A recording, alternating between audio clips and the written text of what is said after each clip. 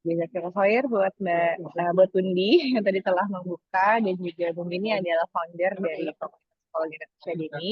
Dan di sini juga ada Mbak Feni yang ada di UK, yang ada di Inggris, dan Mbak Feni juga salah satu founder dari komunitas psikologi Indonesia ini. Mudah-mudahan kita bisa terus berbagi dengan semangat yang sama supaya kita bisa menjadi ibu-ibu atau guru-guru atau juga masyarakat yang berdaya. Baik, bagi yang sudah mendengar suara saya, boleh memberikan emoji love. Apakah ada yang sudah mendengar? Sudah bisa mendengar dengan jelas. Saya mohon maaf karena masih di luar, mau tidak di rumah gitu, jadi mendengarkan di saya. Baik, terima kasih Mbak Feni. Jam berapa sekarang di UK, Mbak Feni? Ya, ini kebetulan Kak Umar sudah hadir juga. Alhamdulillah Kak Umar, terima kasih. Kak Umar juga baru pulang kerja ini, jadi kita semua baru selesai pulang kerja ya. Mudah-mudahan kita bisa semuanya semangat. Dan terima kasih juga semua yang telah bergabung dari seluruh penjuru Indonesia. Di sini ada dari Tanah Datar, ada dari Jember, ada lagi yang dari jauh-jauh nih, Masya Allah Kak Umar. Di sini banyak banget semua dari member dari komunitas psikologi Indonesia ini. Oh, ternyata di UK jam 12.42. Wah, jadi ya kita udah mau malam nih, kita udah malam di sini. Baik, selamat datang buat Kak Umar Musa Sembiring yang akan menjadi narasumber kita juga pada malam hari ini. Mungkin saya izin sharing sedikit, dan mungkin saya cuma sebentar aja karena pemateri utama kita pada malam hari ini adalah Kak Umar, dan kita akan belajar bersama-sama bersama Kak Umar. Baik, Bundi, Mbak Feni, Kak Umar, dan teman-teman semua, saya izin share ya. Ya, silakan, Mbak. Terima kasih. Ya, ini bisa dibuka. Apakah sudah bisa terlihat slide-nya? Sudah, tinggal dilebarin Ya. aja. Baik, saya mau show. Baik, jadi untuk webinar kita malam hari ini, temanya adalah child grooming dan perlindungan digital. Itu yang akan saya mulai, nanti dari perspektif hukum akan disampaikan langsung oleh Kak Umar. Perkenalkan, saya Tiastia Rendini, saya seorang pendidik. Di selama 17 tahun terakhir saya berkecimpung di bidang pendidikan. Saya kebetulan saat ini mengajar di salah satu sekolah IB, dan saya juga sudah mendapatkan International Baccalaureate Certificate sebagai IB Certified Teacher. Saya juga adalah EPIC Certified Teacher. Gitu, EPIC ini adalah salah satu platform media membaca yang dibuka oleh anak-anak di luar, dan bisa dipakai juga oleh teman-teman di Indonesia sebagai bahan masukan kita sebagai media literasi. Kemudian yang terakhir adalah saya adalah seorang common sense educator. Jadi common sense ini adalah bagian dari pembelajaran digital dari pre-K, dari anak-anak usia dini sampai dengan anak-anak usia SMA.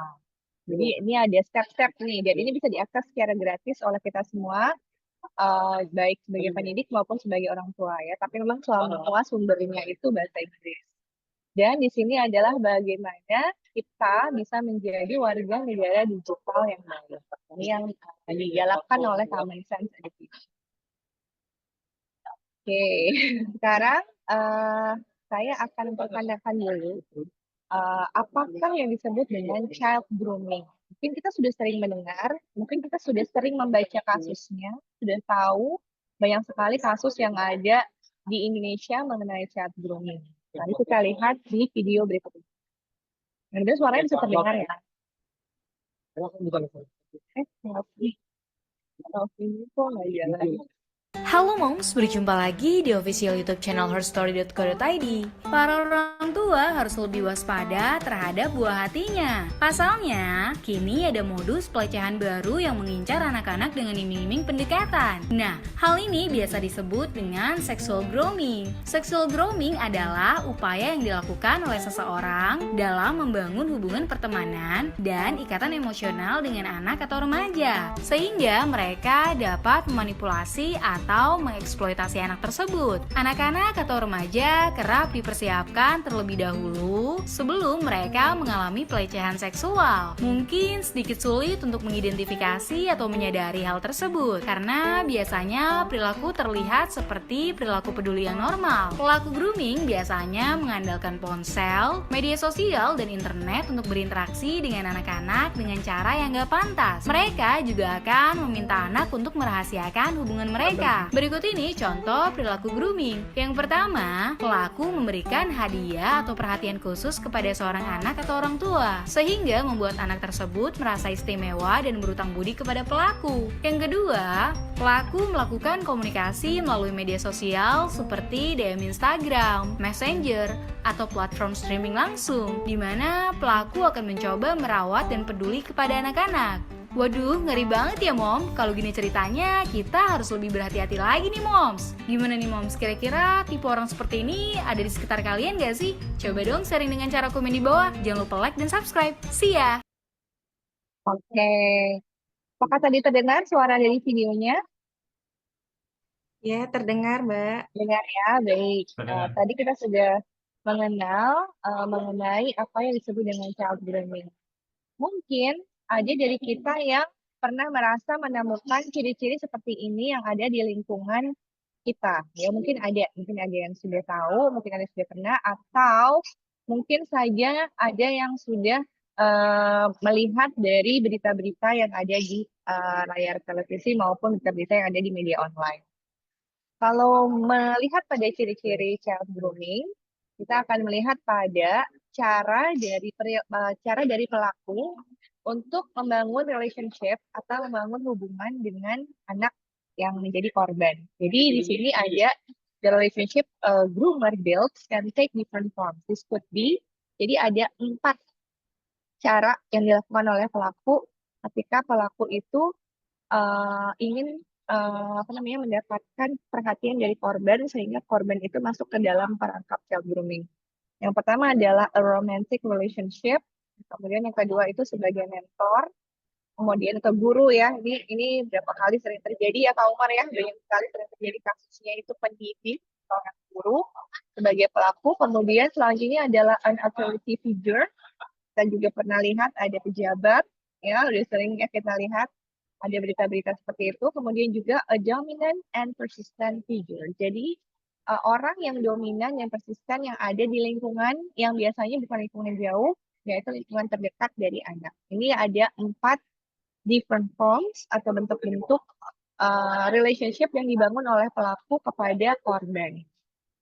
Oke, selanjutnya bagaimana cara groomers itu membuat pendekatan, make contact gitu.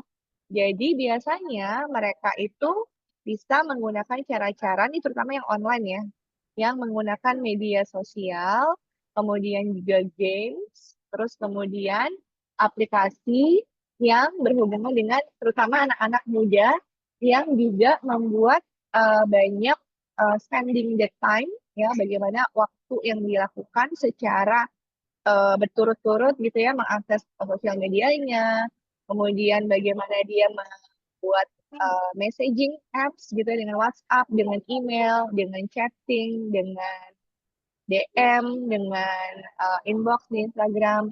Itu semua dilakukan dengan cara-cara dan pendekatan yang sangat personal dengan dari pelaku ke calon korbannya atau ke korbannya gitu. Terus kemudian apa sih yang menjadi ciri-ciri ya, ciri-ciri anak gitu ya, ciri-ciri atau kenapa sih gitu ya, mohon maaf ya saya ambil langsung dari sumbernya. Saya khawatir nanti kalau saya salah mentranslate gitu ya, saya akan jelaskan saja karena saya mengambil langsung dari sumbernya. Jadi kita bisa lihat signs that someone might be in groomed. Apa sih ciri-ciri dari anak atau remaja yang menjadi korban grooming? Yang pertama adalah being very secretive about how they're spending their time, including online. Jadi anak yang suka bersembunyi dalam melakukan interaksi media sosial. Jadi kita sebagai orang tua, sebagai orang terdekat anak yang bisa dipercaya oleh anak, Kita harus waspada nih apabila anak kita atau remaja kita nih, anak remaja kita, mereka secara diam-diam mengakses media sosial, takut jika teleponnya atau handphonenya itu diambil oleh kita, dan takut ketahuan jika dia chat dengan lawan jenis yang ada di media sosial mereka. Kemudian biasanya mereka itu punya older boyfriend or girlfriend. Jadi mereka punya pacar gitu ya, pacar backstreet, pacar diam-diam yang lebih tua biasanya, usianya itu lebih tua. Kemudian yang ketiga adalah having money or new things like clothes and mobile phones that they can or want explain. Jadi tiba-tiba anak kita itu bisa anak-anak yang menjadi korban child grooming ini, mereka tiba-tiba bisa punya barang bagus, baju bagus, tiba-tiba bisa beli handphone, beli iPhone, yang tadinya kita sebagai orang tuanya tidak menyediakan sama sekali gitu loh, tapi mereka bisa-bisa mendapatkan itu. Gimana coba? Nah, itu perlu ditanyakan oleh orang tua. Kemudian selanjutnya adalah underage drinking or drug taking. Ini yang anak-anak yang terlibat dalam minuman keras dan juga narkoba. Kemudian spending more or less time online or on their device. Jadi mereka sangat intens dengan media sosialnya dan kita orang tua tidak bisa sama sekali mengakses dari media sosial anak-anak tersebut. Ini adalah ciri-ciri anak atau remaja yang menjadi korban grooming. Nah, sekarang kita lihat kembali apa yang sudah terjadi di Indonesia. Tadi kan kalau kita lihat itu dari luar ya, mereka sudah sangat serius nih, mencoba untuk memberikan prevention atau pencegahan tentang child grooming. Apa yang terjadi di Indonesia? Apakah sudah banyak kasusnya? Ini pasti sudah sering mendengar kasusnya. Yang pertama adalah viral kasus child grooming via chat, game online, dan PPA Soroti ini. Ini yang kita bahkan nggak sangka-sangka. Ini tuh mereka sudah memakai modus dengan memakai Roblox. Yang kita sangka Roblox itu aman.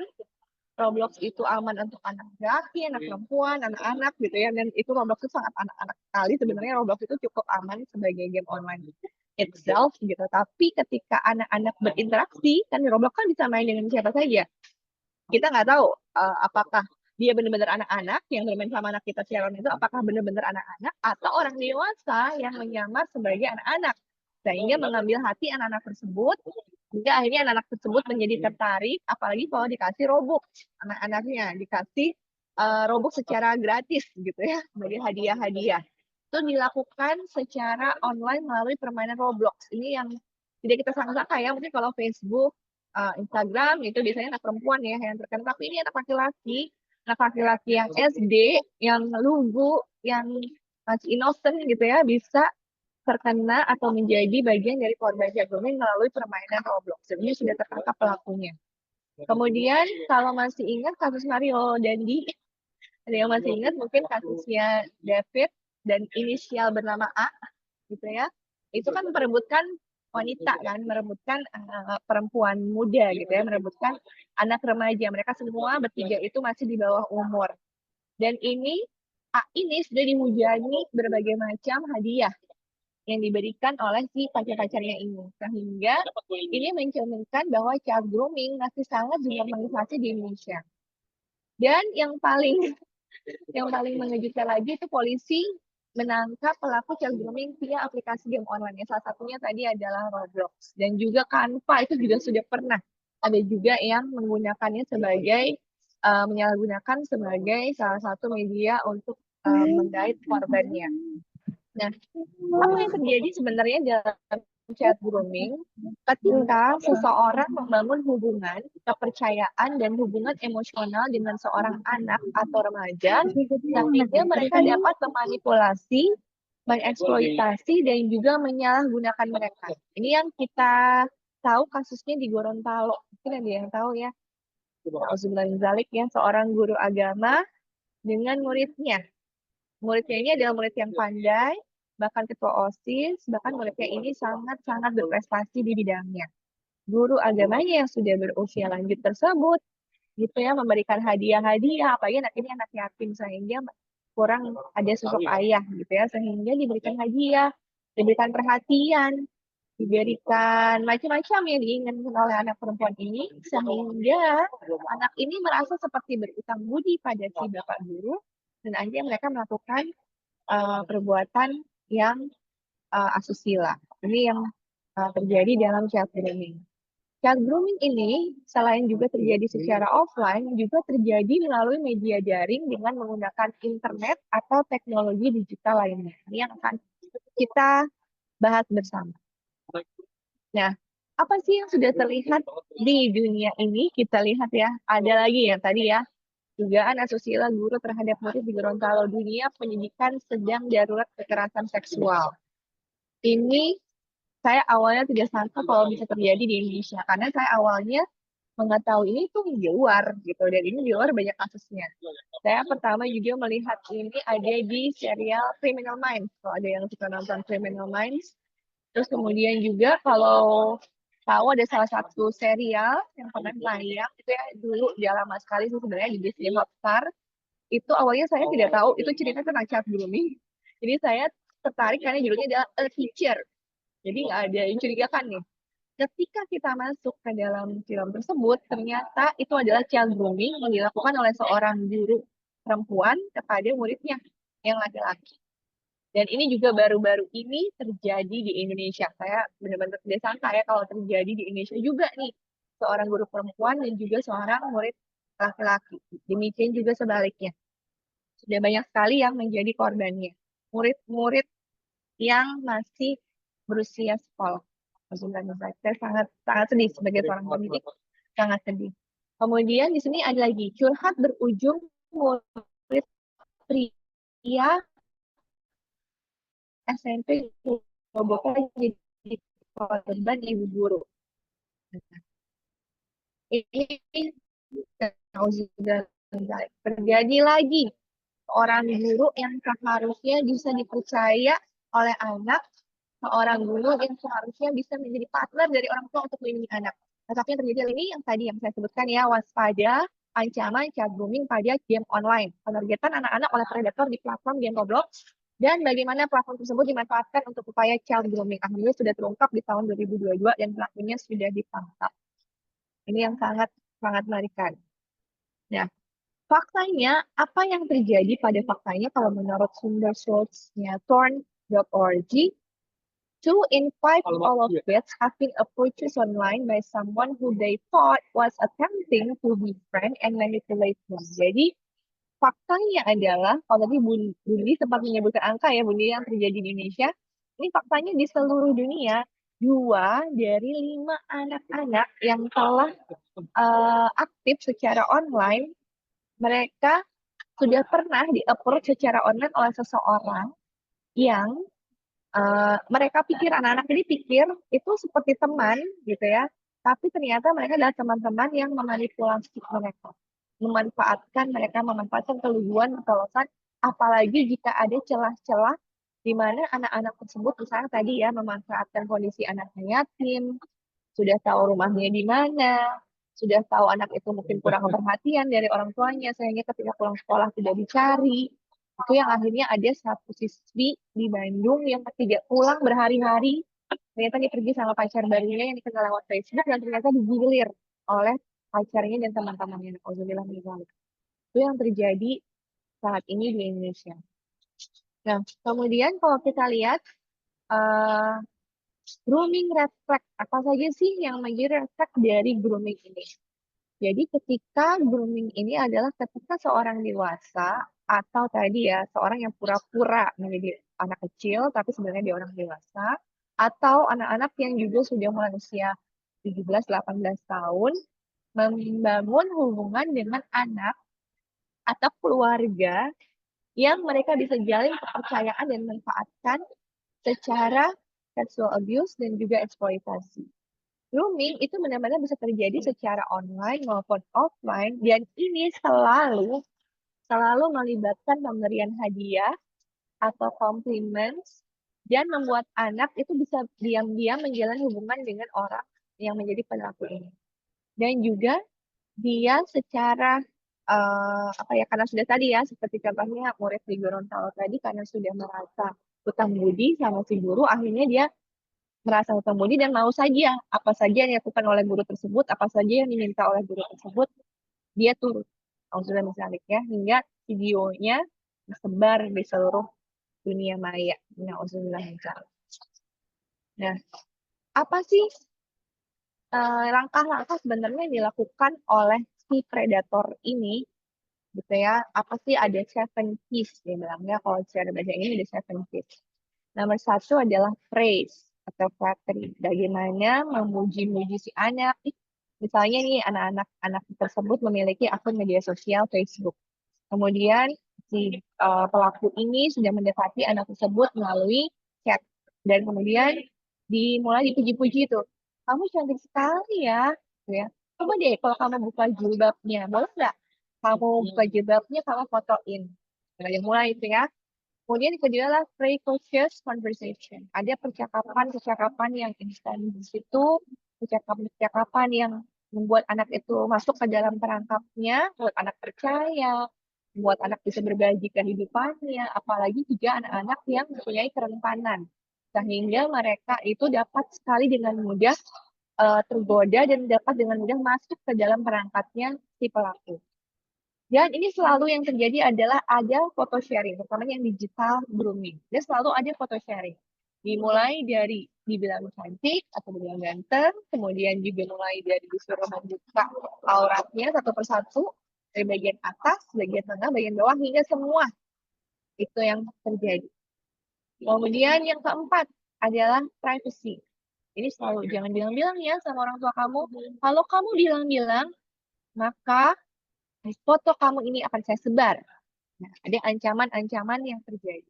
Nah, ini selalu terjadi diam-diam secara sembunyi-sembunyi. Bahkan anak itu atau remaja tersebut yang menjadi korban itu merasa takut untuk melapor kepada orang tua maupun kepada keluarganya.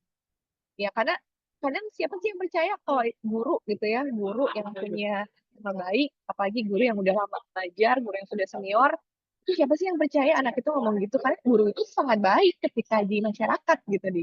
Tapi itu yang membuat mereka takut gitu ya, karena orang ini dapat dengan mudah memanipulasi. Kemudian yang kelima ada pressure, tadi tekan tekanan, ancaman-ancaman. Apabila kamu bilang sama orang tua kamu, saya tidak main, saya akan sebar ini di seluruh media sosial. Bahkan seperti itu.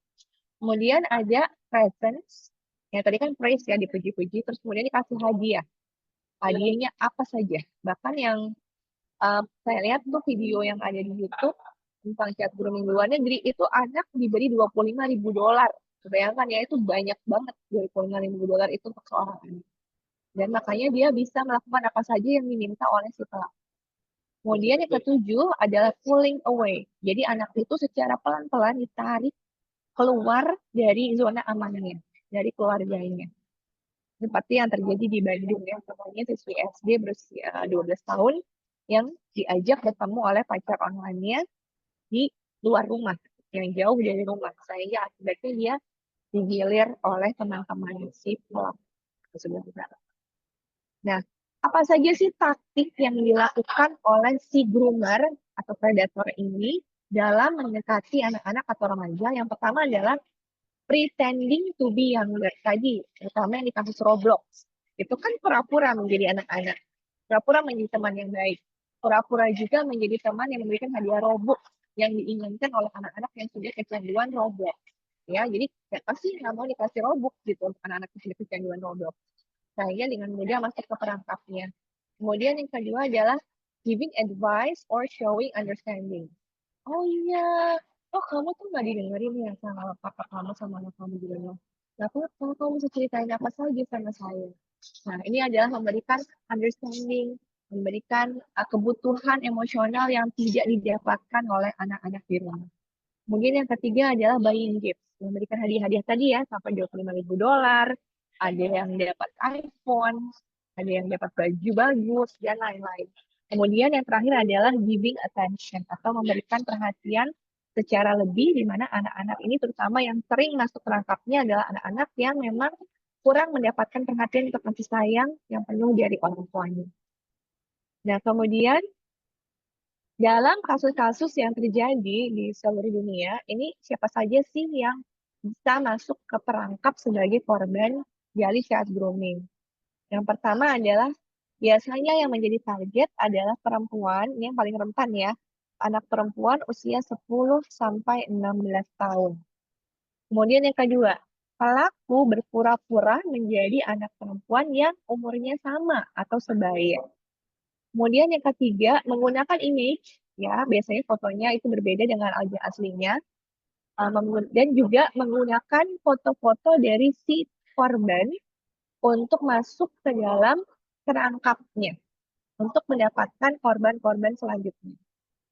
Dan ini sudah terjadi di lebih dari 30 negara dengan 3.500 anak yang telah menjadi target dari satu predator. Oh, satu predator telah menjadikan 3.500 anak di seluruh dunia di 30 negara menjadi target. Kemudian hanya 4 anak yang berani melaporkan ini ke pihak yang berwenang.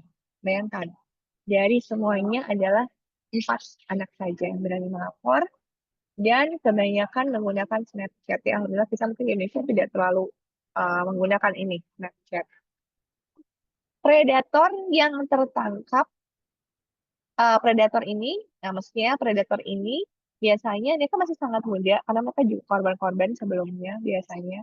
Predator itu usianya mungkin awalnya hanya 15 tahun, tapi baru tertangkap ketika usianya 21 tahun. Kemudian, one incident took 9 minutes to blackmail a child and then jail for a month. Jadi, kalau di luar negeri itu hukumannya adalah seumur hidup. Nah, kita lihat nih nanti kalau dari perspektif hukum, bagaimana sih penjeratan pasal-pasal kepada si pelaku child grooming. Dan itu tanya sama Kak Umar ya. Terus kemudian bagaimana pelaku dari child grooming ini beraksi? Yang pertama adalah pemilihan korban. Biasanya pelaku memilih korban dengan melihat kepribadian korban dan juga lingkungan sekitarnya. Ada yang menargetkan pelaku di internet, kemudian melalui aplikasi yang biasa digunakan oleh anak, game, dan media sosial. Kemudian yang berbahaya adalah mereka memantau kebiasaan dan apa saja yang dibagikan korban di media sosial. Kemudian kedua adalah melakukan akses isolasi setelah anak terpilih. Kemudian pelaku secara intens membangun komunikasi, membangun akses supaya anak mengenal lebih jauh, dan juga meminta anak supaya menyembunyikan hubungan mereka dengan keluarga atau orang dewasa lainnya. Yang ketiga adalah membangun rasa percaya, di mana pelaku semakin intens membangun image diri sebagai orang yang sangat baik, seperti tadi ya Bapak Guru, Ibu Guru, yang sangat baik dan dapat dipercaya oleh korban. Apalagi dengan iming-iming mendapatkan nilai, dapat ranking 1 misalkan, dan hadiah-hadiah lainnya yang diberikan. Dan bagaimana selanjutnya adalah adanya desensitalisasi. Apakah sih desensitalisasi ini? Yaitu ketika anak sudah mulai percaya kepada pelaku dan kemudian pelaku memperkenalkan korban dengan konten berbau seksual secara bertahap, dan disinilah biasanya kekerasan seksual mulai terjadi. Apa yang terjadi selanjutnya adalah post-abuse maintenance.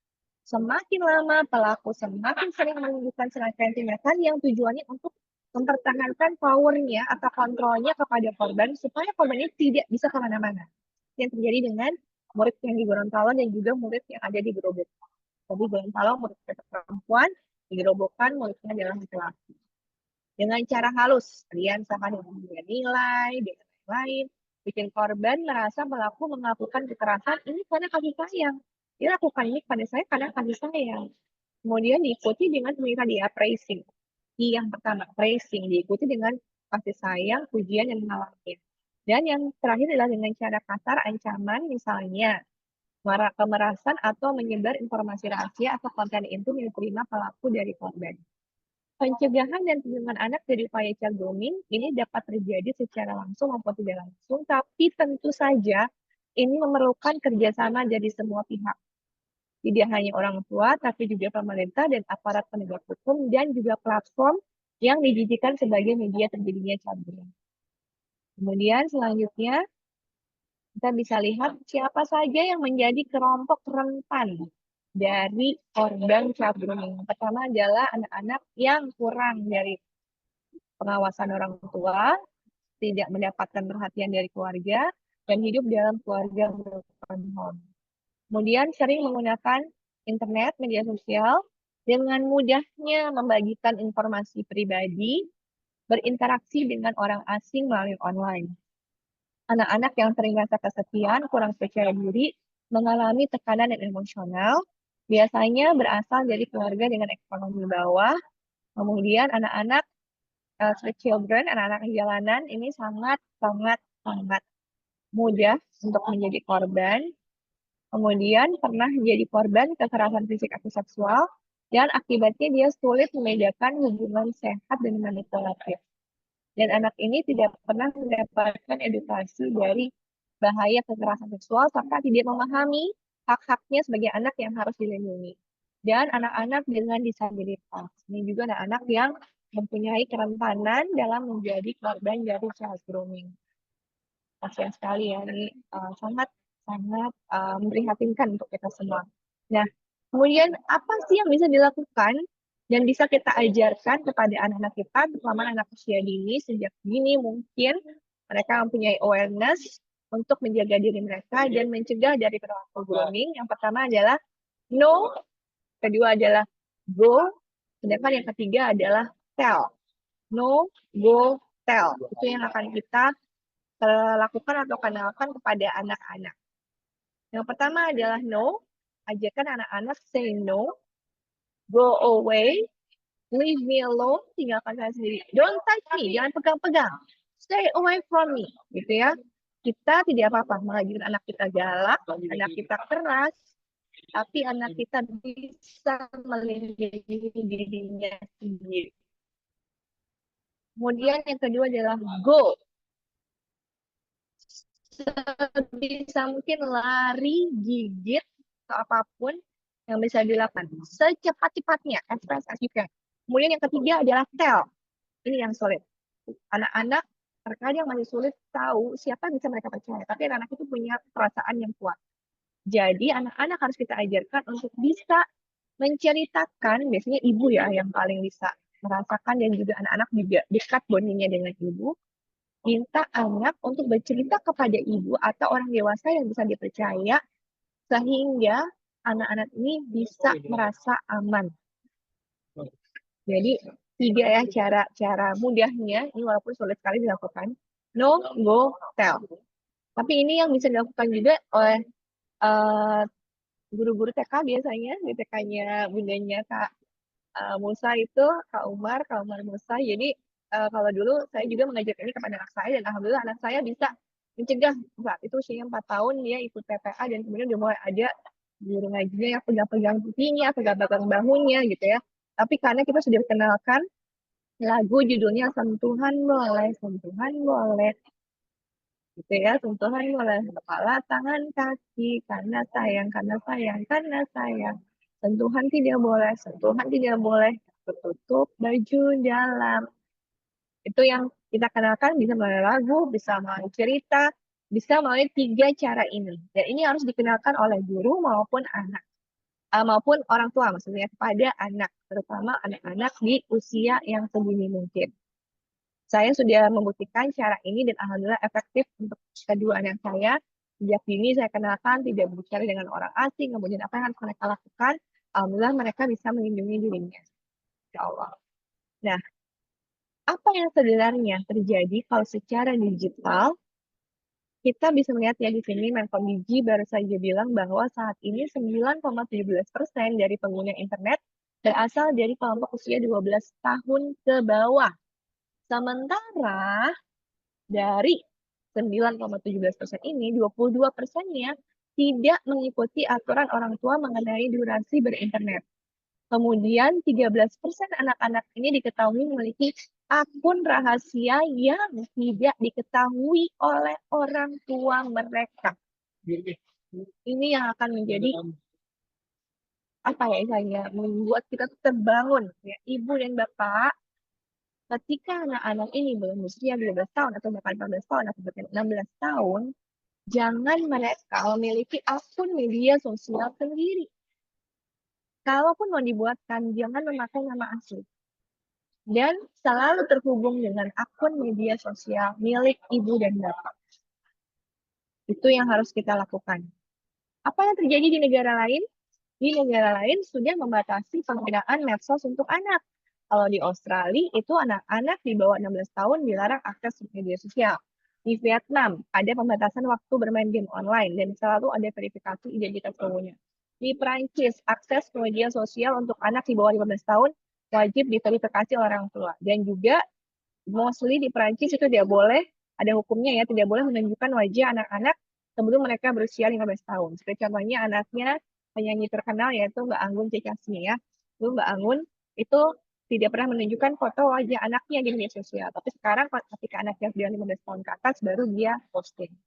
Kemudian anak-anak dilarang menggunakan di China ya, dilarang menggunakan perangkat digital apapun mulai pukul 22 sampai jam 6. Dan di Amerika juga anak-anak di bawah 14 tahun dilarang memiliki akun media sosial. Bagaimana dengan di Indonesia? Ada yang berani jawab di Indonesia? Apakah sudah ada peraturan ini? Aduh, miris ya, Mbak. Iya, coba kita lihat ya. Di Indonesia, kita lihat ya. PWNU DIY usulkan aturan, usulkan. Ya, kata-katanya baru usulkan. Anak di bawah 16 tahun dilarang menggunakan medsos ini baru usul. Sudah terlambat. Sudah. Tapi bagaimana caranya kita bisa membangun komunikasi dengan anak kita bahwa ketika kamu di bawah usia 16 tahun, yang bisa kamu lakukan adalah menggunakan akun media sosial milik orang tua yang diduplikasi misalkan, tapi juga isinya tidak intens foto-foto kegiatan mereka. Boleh karya mereka, boleh. Dan tidak digunakan secara personal, tapi masih kita lihat. Kalau saya masih bisa lihat anak saya chat apa aja, anak saya posting apa aja, karena akunnya terhubung dengan akun media sosial saya. Dan semua password dari HP anak-anak saya pegang. Dan anak-anak itu selalu saya lihat gitu ya, saya cek gitu ya. Mereka chat apa sih sama gurunya, sama teman sebayanya, itu selalu saya cek. Itu yang kita lakukan. Kemudian, ini yang bisa kita lakukan di Indonesia. Yang pertama, anak-anak boleh akses ke medsos, tapi ini satu yang benar-benar nggak boleh sama sekali, yaitu membuat akun sendiri. Ini yang tidak boleh. Karena apa? Karena sangat berbahaya. Mereka belum bisa mempunyai kesadaran digital dan juga mereka belum memahami bahayanya di luar sana. Itu yang terjadi. Nah, kemudian yang perlu kita perhatikan kepada anak-anak, yang perlu kita kenalkan adalah dengan pendidikan digital. Apakah sih pendidikan digital itu adalah pendekatan pembelajaran yang memanfaatkan teknologi digital untuk akses informasi, proses menyampaikan, dan juga menggunakan perangkat seperti PC komputer, handphone, smartphone, aplikasi, dan internet dalam proses belajar mengajar. Ini yang seharusnya ada dalam setiap sekolah. Alhamdulillah kalau kebetulan saya mengajar di SD yang dimana SD tersebut sudah menerapkan digital citizenship dan memasukkan digital citizenship sebagai salah satu dari materi pembelajaran yang wajib gitu ya. Jadi mengapa saya mengambil sertifikasi digital citizenship lebih lanjut gitu, karena saya merasa itu perlu, karena saya pertama mengajar itu, kemudian yang kedua saya perlukan untuk anak-anak saya. Alhamdulillah walaupun sekolah anak saya tidak menggunakan ini sebagai salah satu materi pembelajaran, tapi mereka mengundang nih orang tua yang punya pemahaman digital, sehingga mereka bisa memberikan informasi dengan lebih baik, terutama anak remaja ya, sudah SMP. Terus kemudian apa yang bisa kita lakukan yaitu menerapkan usia menggunakan media sosial. Aturan ini sifatnya mutlak. Aduh, apa anak aku nggak tega. Ada nih yang saya pernah dengar salah satu orang tua yang saya kenal itu dia nggak tega. Dia pengen anaknya juga punya media sosial yang bisa dia menjadikan sarana ekspresinya gitu ya. Tapi bahayanya yang belum kita kenalkan. Harus kita kenalkan juga sisi dibalik dari si media sosial yang punya dua sisi ini. Terus kemudian bagaimana anak mempunyai batasan usia untuk mencegah hal buruk. Selain itu juga yang paling penting adalah menemani saat anak sedang mengakses media sosial. Ini sangat penting dan kita jarang sekali melakukan. Ibu-ibu, bapak-bapak kalau saya lihat tuh di gang, ibu-ibu, bapak-bapak lihat aja gitu ya, anak-anak tuh main aja. Nggak tahu mereka main apa. Tahu-tahu saya lihat TikToknya. Saya kebetulan nggak punya TikTok ya. Tapi saya lihat di status WhatsApp orang tuanya gitu ya, ternyata malah bangga. Anaknya TikTokan rambutnya diputer-puter. Terus saya shock gitu ya, mereka kayak malah memamerkan itu gitu. Itu yang shock sebetulnya. Terus kemudian perhatikan aktivitas anak di media sosial.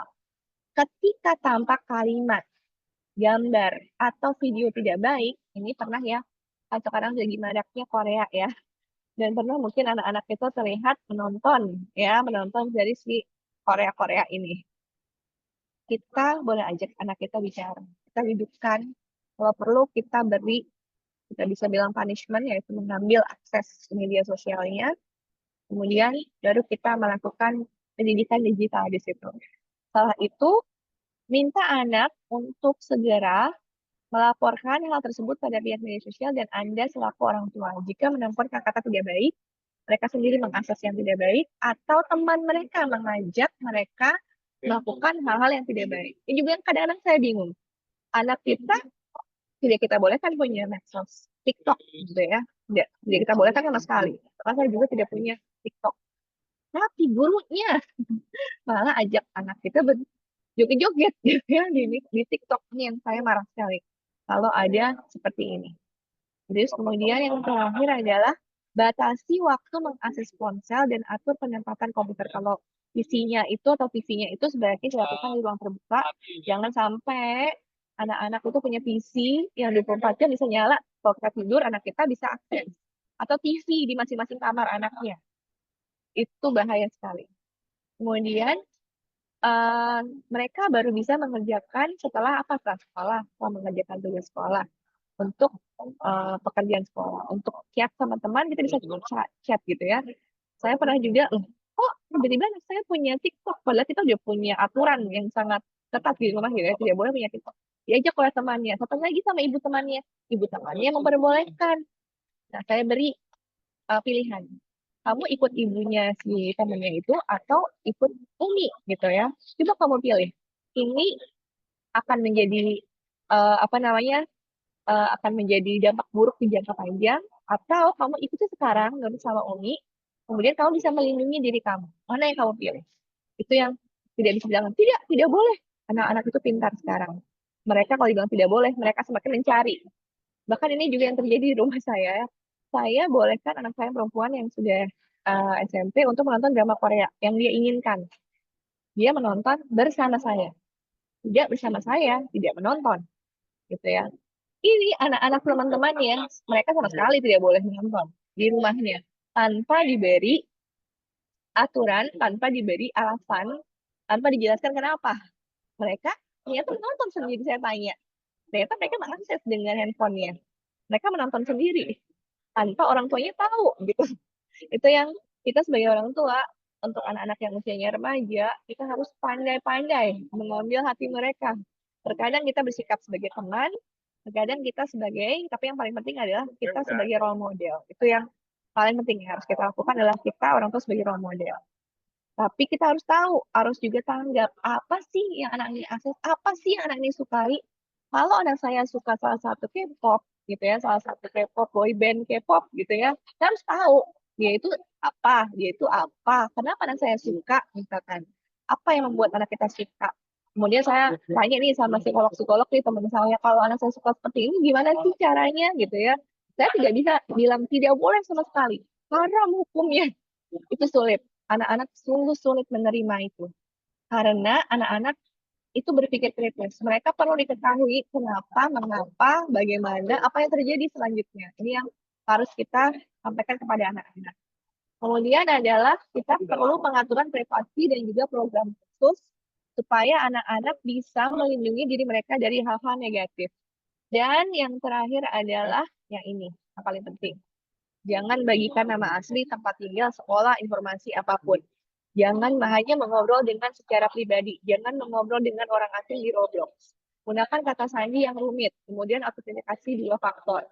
Kemudian Roblox itu menggunakan pemantauan internal dan jika Anda menemukan iklan yang tidak diinginkan, kecurangan online, harus report ke moderator atau kita ke parents. Nah, kemudian selanjutnya berikan contoh yang baik. Ya, kalau misalnya kita pengen anak kita baik dalam media sosial, kita dulu contohkan sebagai orang tua tadi ya, TikTok. Gitu. Anak-anak malah orang tuanya bangga gitu. Anak-anaknya itu joget-joget di TikTok itu yang agak susah merubah. Merubah itu sangat sangat sulit. Terus kemudian yang bisa dipahamkan lagi adalah bahwa grooming is not love. Apapun perhatian, hadiah yang diberikan itu bukan cinta. Kemudian, nah bagaimana kalau konten intim non konsensual disebar? Di sini yang pertama adalah jangan panik. Penanganannya memang nggak bisa dipukul rata. Kemudian yang bisa dilakukan adalah pertama, screenshot. Kedua, link.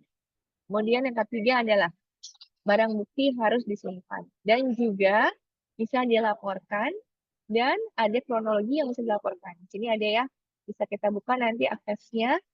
Dan ini adalah cara-cara yang lain juga ya, putuskan hubungan dengan pelaku, blokir, tapi sebelum blokir kita ambil semua datanya dulu terlebih dahulu.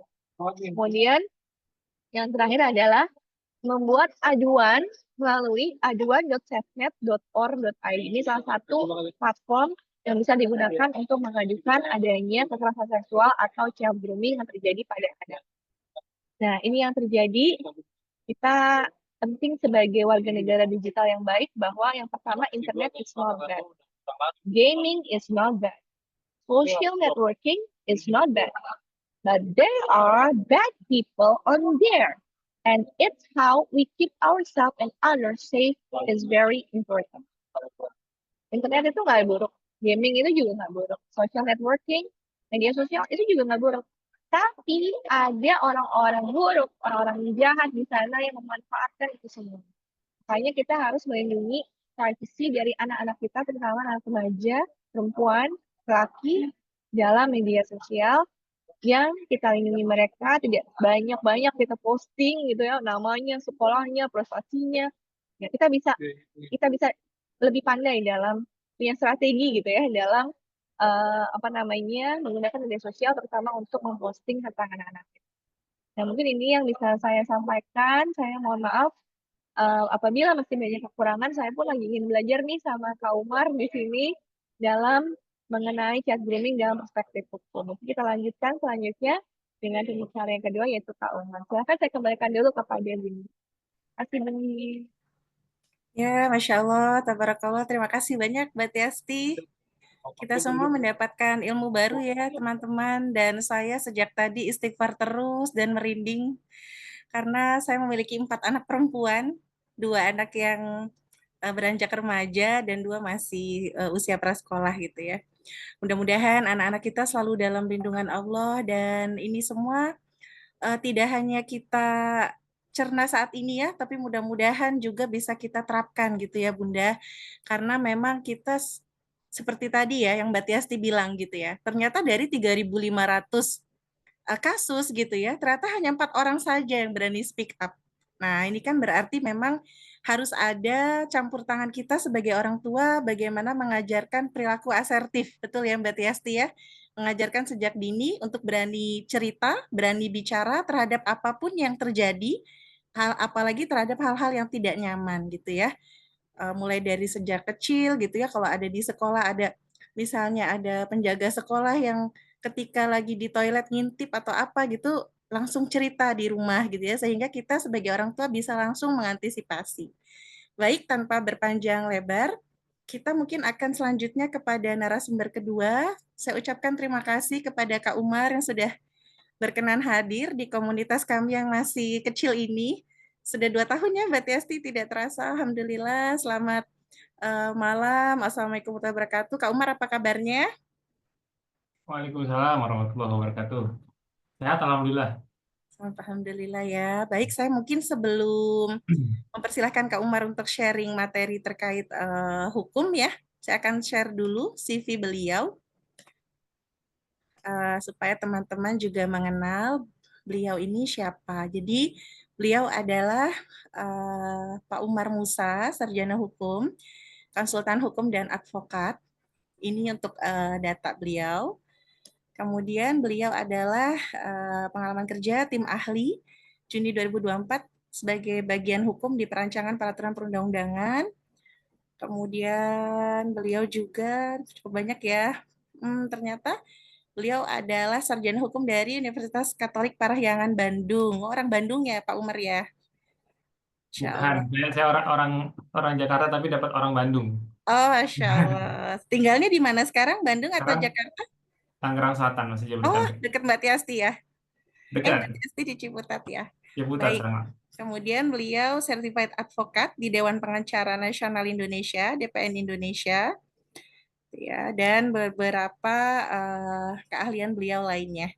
Suatu kehormatan bagi kami, Kak Umar sudah berkenan hadir, dan tanpa panjang lebar, karena ternyata tidak terasa sudah 8:30, saya persilahkan Kak Umar untuk menyampaikan materi. Silahkan Siap, Kak Umar. siap. Eh, saya share screen ya, izin ya. Iya, silakan. Sudah saya jadikan co-host, bisa share screen.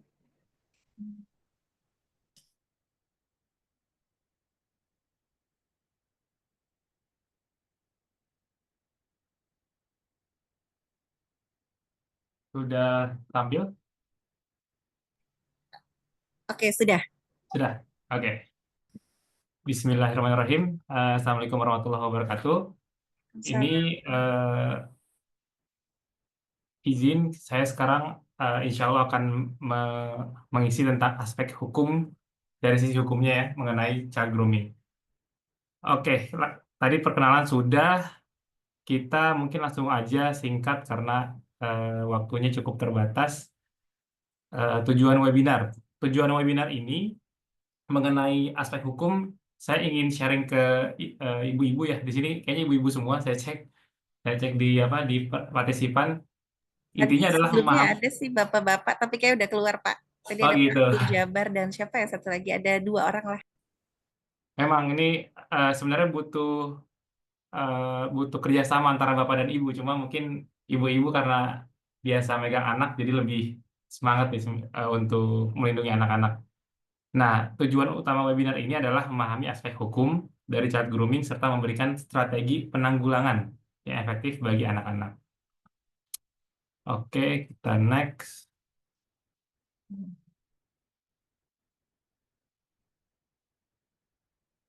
Apa itu child grooming sudah dijelaskan oleh Kak Tia ya tadi ya di awal, dan sepertinya hanya sekedar eh, mengilas balik.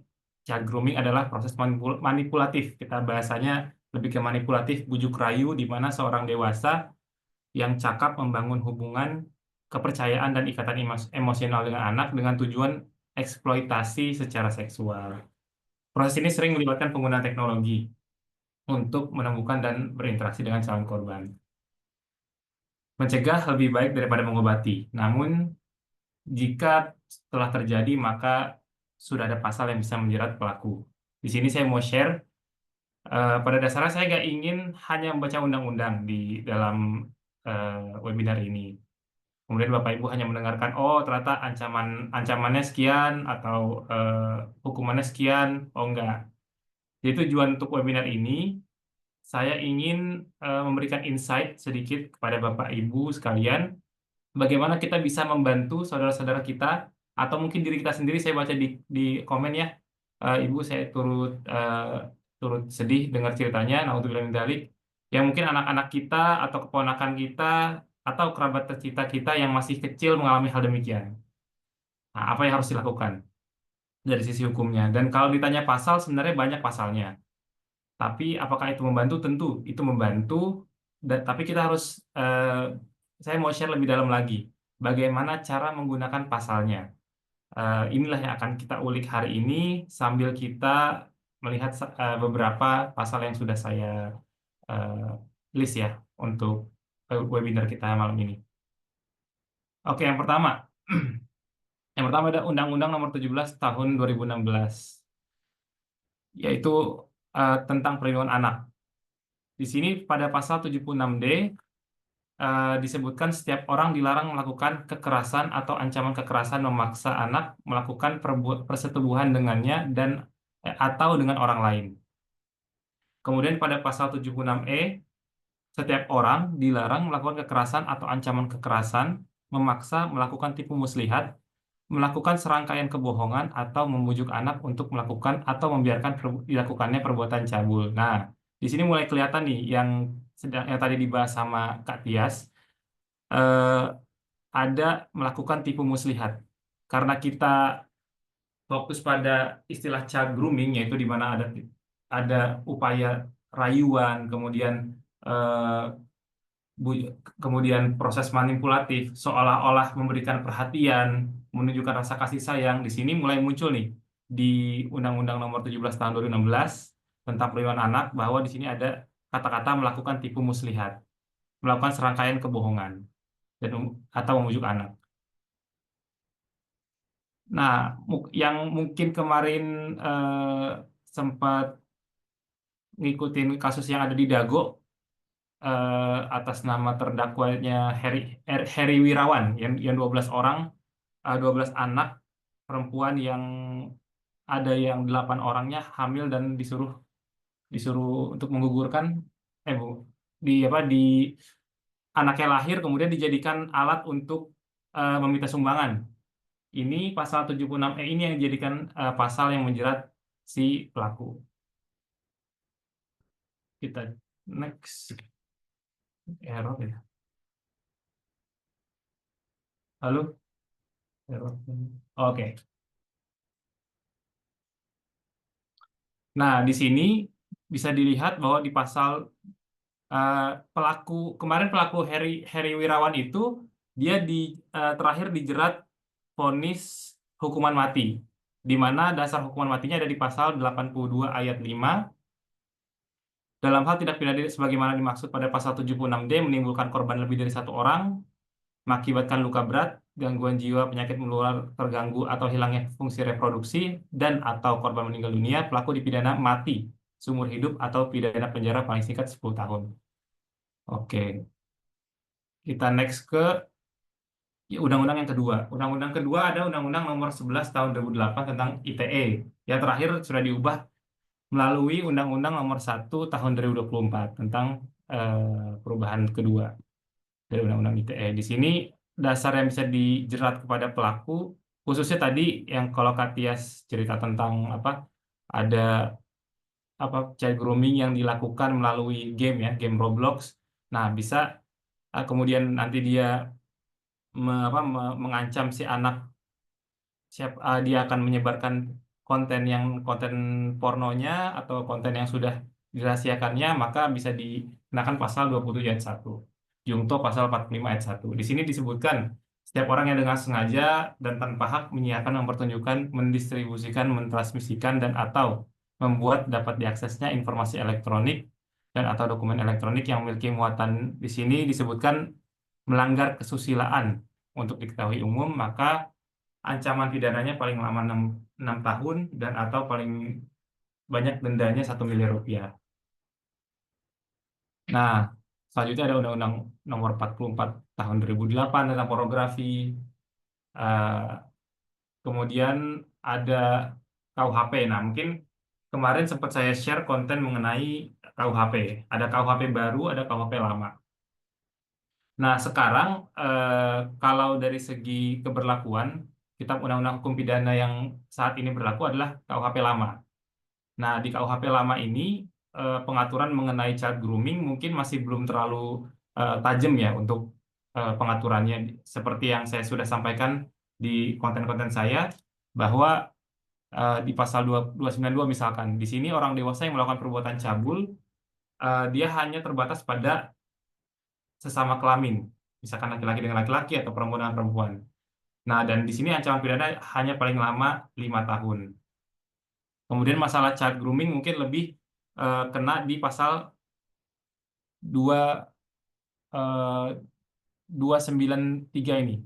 Barang siapa dengan memberi atau menjanjikan uang atau barang menyalahgunakan pembawa atau ya wibawa dari yang timbul dari hubungan keadaan atau dengan penyesatan, sengaja menggerakkan seorang belum dewasa atau anak tadi, baik tingkah lakunya untuk melakukan atau membiarkan dilakukan perbuatan cabul dengan dia, padahal dia belum dewasa nih, diketahui atau ya selayaknya diketahui lah, diancam dengan pidana penjara paling lama 5 tahun. Di sini ada beberapa kondisi kalau misalkan yang melakukan perbuatan cabulnya adalah bapak ke anaknya, ke anak tirinya, anak angkatnya, atau di bawah pengawasannya. Di sini diancam dengan pidana penjara paling lama 7 tahun. Dan kalau misalkan ada hubungan antara jabatan dengan bawahan, kemudian dokter dengan pasiennya, guru dengan muridnya, dia juga diancam dengan pidana yang sama, yaitu 7 tahun. Nah, ini KUHP lama. KUHP lama ini berlaku sampai dengan Januari 2026. Jadi nanti mulai tanggal 1 Januari 2026 yang berlaku bukan yang ini lagi, tapi yang berlaku KUHP baru. Nah, yuk kita lihat KUHP barunya. Nah, di sini kita next. Oke. Nah, di KUHP baru ada beberapa pasal yang sudah langsung, menurut saya ini sudah sangat spesifik dan sangat tajam mengarahkan kepada child grooming. Yang pertama masalah cabulnya dulu deh. Di pasal 415 ini dipidana dengan pidana penjara paling lama 9 bulan. Paling lama 9 tahun. Setiap orang yang melakukan perbuatan cabul dengan seseorang yang diketahui orang tersebut pingsan atau tidak berdaya, atau yang B, melakukan perbuatan cabul dengan seseorang yang diketahui atau patut diduga anak. Nah, anak dalam tanda kutip ini, anak A-nya besar, kalau secara hukum dikenal 18 tahun ke bawah. Jadi kalau 18 tahun ke atas sudah tidak dianggap anak. Pasal 416 di sini disebutkan kalau misalkan tadi perbuatan cabul yang dilakukan oleh seseorang itu mengakibatkan luka berat, setelah divisum nanti itu paling lama ancaman pidananya naik menjadi 12 tahun. Kalau misalkan sampai meninggal, seperti yang kita berapa kali lihat di berita, naudzubillah min dzalik, korbannya diperkosa kemudian dibunuh, jika mengakibatkan matinya seseorang, maka ancaman pidananya naik menjadi 15 tahun. Nah, ini pasal 417, pasal yang paling pas dan yang paling ibaratnya yang paling kena untuk child grooming. Pasal 417, setiap orang yang memberi atau berjanji akan memberi hadiah menyalahgunakan wibawa yang timbul dari hubungan keadaan atau dengan penyesatan menggerakkan orang yang diketahui atau patut diduga anak untuk melakukan perbuatan cabul atau membiarkan terhadap dirinya dilakukan perbuatan cabul, dipidana dengan pidana penjara paling lama 9 tahun.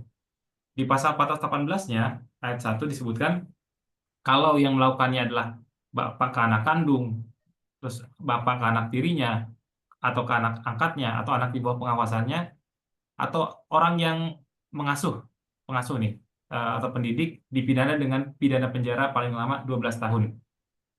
Di pasal 418 ayat 2-nya, di sini dipidana dengan 12 tahun juga, sama dengan kepada orang yang menggunakan jabatannya kepada bawahannya melakukan pencabulan, atau yang B, dokter, guru, pegawai, pengurus, atau petugas pada lembaga pemasyarakatan, lembaga negara, dan lain-lain kepada orang di bawah kekuasaannya atau pengaruhnya.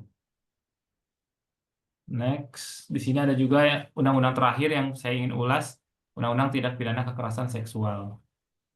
Di sini disebutkan pada pasal 6 huruf C, setiap orang yang menyalahgunakan kedudukan, wewenang, kepercayaan, atau perbawa yang timbul dari tipu muslihat atau hubungan keadaan atau pemanfaatan keterentanan, ketidaksetaraan, ketergantungan seseorang, diancam dengan pidana paling lama 12 tahun. Di sini semakin apa ya, potongan pasalnya, deliknya itu atau unsur pidananya semakin dibuat serinci mungkin, dan saya yakin ini karena banyaknya kasus-kasus yang unik ya, jadi betul-betul dibuat se-letterlock mungkin sesuai dengan kondisi di lapangan. Oke. Next, nah mungkin kita langsung aja ke langkah yang bisa diambil. Langkah yang bisa diambil orang tua apa? Ini yang mungkin kita harus sama-sama pelajari ya. Dan tujuan utama dari webinar ini. Nah, yang pertama, jika mencurigai grooming, hentikan komunikasi antara anak dan pelaku. Jadi kita sesuai dengan tadi Kak Tia sudah sampaikan, ya dari sisi orang tua kita harus ya proaktif untuk mencegah. Dan kalau misalkan sudah terjadi, kita juga harus proaktif untuk menanggulangi dengan menghentikan komunikasi antara anak dengan si pelakunya. Kemudian yang kedua, segera kumpulkan bukti, screenshot, foto, rekaman segala macam dikumpulkan. Yang ketiga, lapor ke kantor polisi pada eh, unit perlindungan perempuan dan anak atau PPA. Nah, yang keempat, emosi adalah hal yang wajar tapi tetap jaga batas. Kalau misalkan kenal atau tahu dengan pelaku, maka jangan sampai kita melakukan hal-hal yang blunder. Kemudian menjadi masalah baru yang nggak mudah juga untuk diselesaikan. Kemudian proses hukum. Orang tua dapat mendampingi anak selama proses hukum. Di sini orang tua juga bisa minta perlindungan khusus melalui LPSK eh, untuk LPSK itu Lembaga Pelindungan Saksi dan Korban untuk menjaga identitas dari anak. Dan bisa juga meminta pendampingan psikologi eh, agar anaknya bisa lebih merasa nyaman dan ditangani oleh orang yang memiliki keahlian di bidangnya. Oke, next ya, melaporkan ke kantor polisi pada unit PPA tadi. Yang kedua, pelaporan bisa dilakukan ke beberapa tempat. Oh, sorry. Kita mulai dari yang pertama dulu. Mengumpulkan barang bukti. Nah, ini dia. Sebelum melapor, memiliki bukti yang kuat sangat penting nih, agar kasus dapat diproses dengan baik. Bukti yang bisa dikumpulkan itu meliputi, contohnya, yang pertama, rekaman percakapan atau chat di media sosial, WhatsApp atau aplikasi tadi, misalkan Roblox. Nah, yang kedua, screenshot bukti antara pelaku dan korban. Yang ketiga, bukti foto atau video yang dikirim oleh pelaku. Yang keempat, bisa juga bukti transfer uang atau pemberian hadiah yang menjadi iming-iming dari pelaku. Terus yang terakhir adalah kesaksian dari anak atau pihak lain yang mengetahui kejadian tersebut. Catatan, jangan dihapus atau diedit buktinya, karena ini bisa menjadi blunder juga ketika pemeriksaan. Yang kedua,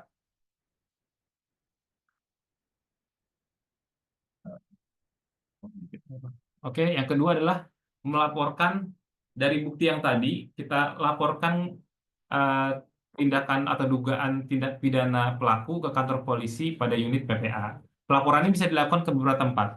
Jadi bisa langsung kita ke Polres atau Polda terdekat, kita bawa kita melaporkan ada tindak pidana child grooming tadi, kemudian kita datang ke bagian sentra pelayanan kepolisian terpadunya, atau kita bisa juga sebagai orang tua melakukan pengaduan-pengaduan, bisa melalui mungkin ke perlindungan anak atau KPAI, bisa juga ke Safe.net tadi yang disampaikan oleh Kak Tias, bisa melalui lembaga-lembaga sosial yang bergerak di bidang perlindungan perempuan dan anak. Biasanya mereka akan membantu untuk membuatkan semacam laporan yang sudah siap untuk dibuat laporan ke polisi. Nah, dokumen apa yang perlu disiapkan nih untuk laporan polisi?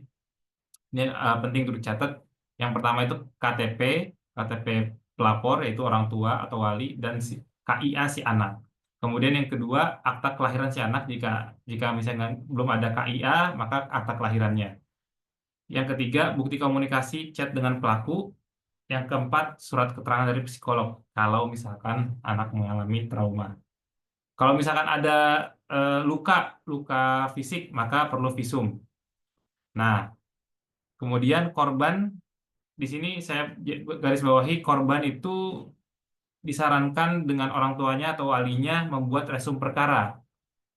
Resum perkara ini penting karena sangat mempermudah proses pemeriksaan awal di kepolisian. Nah, apa sih isi dari resum perkara itu? Nah, isinya ada 4. Yang pertama itu identitas para pihak dalam hal ini, ada korban, ada pelaku yang diduga melakukan child grooming. Kemudian yang kedua, ringkasan kronologi dalam satu paragraf. Di sini ringkasan kronologi dalam satu paragraf harus memuat tempat dan waktu kejadian. Kalau bahasa hukumnya itu locus dan tempus. Kemudian yang ketiga, perlu adanya kronologi lengkap yang dimulai dari kapan si anak atau korban dibujuk rayu melalui apa dan lain-lain sampai dengan terjadinya proses pelecehan seksual atau adanya pencabulan. Nah, kronologi ini harus semua dijelaskan dalam bentuk yang sistematis.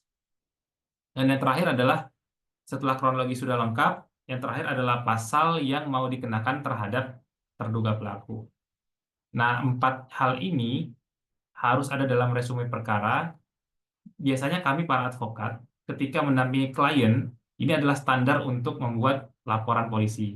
Jadi ketika kita dilakukan pemeriksaan kepada klien atau kepada pelapor, nanti pihak kepolisian dari Polres maupun Polda sudah mudah untuk memasukkan ke dalam formulir-formulir yang akan mereka isi. Jadi kita nggak perlu lama-lama untuk ditanya-tanya atau interogasi lah atau di interview. Ketika melakukan pelaporan, semuanya sudah dicantumkan di dalam resume perkara. Oke, dasar hukum pelaporannya bisa merujuk pada materi di slide sebelumnya ya. Tadi ada Undang-Undang Perlindungan Anak, ada Undang-Undang Tindak Pidana Kekerasan Seksual, ada KUHP baru atau KUHP lama, ada Undang-Undang tentang pornografi. Itu bisa diambil kalau misal.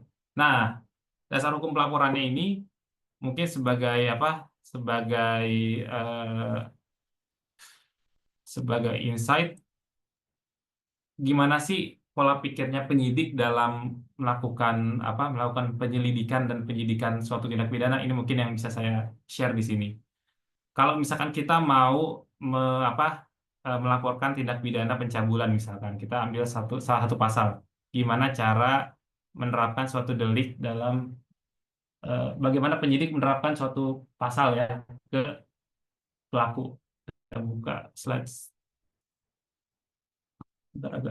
Agak lemot. Contohnya, nah ini aja deh, ini KUHP baru. Cuma KUHP baru ini, walaupun dia disahkan pada tahun 2023, dia baru diberlakukan nanti ya di Januari 2026. Tunggu tanggal mainnya. Tapi saya harap nggak ada yang menggunakan pasal ini ya, mudah-mudahan, amin. Nah, di pasal 417, gimana kita kalau misalkan jadi penyidik,